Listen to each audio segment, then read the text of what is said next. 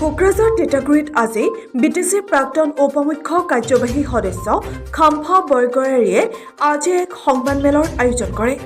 দুপৰীয়া আয়োজিত সংবাদমেলত খাম্ফা বৰগয়াৰীয়ে বিপিএফৰ 15 বছৰীয়া শাসনকালত উন্নয়নমূলক কি কাম কৰিলে সেই সন্দৰ্ভত মন্তব্য প্ৰকাশ কৰিছে।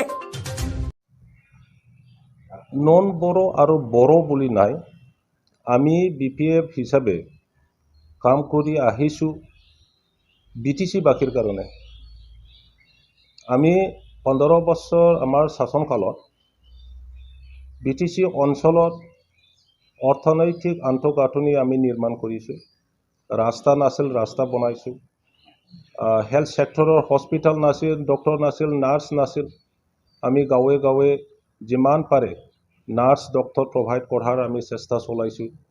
ডিষ্ট্ৰিক্ট হেডকোৱাৰ্টাৰত হেল্থ চেণ্টাৰ হস্পিটেল আমি নিৰ্মাণ কৰিছোঁ আৰু কোকৰাঝাৰত এটা মেডিকেল কলেজ আমি নিৰ্মাণ কৰিছোঁ। এডুকেশ্যন ছেক্টৰত আমাৰ অঞ্চলত অৱস্থা খুব বেয়া আছিলে।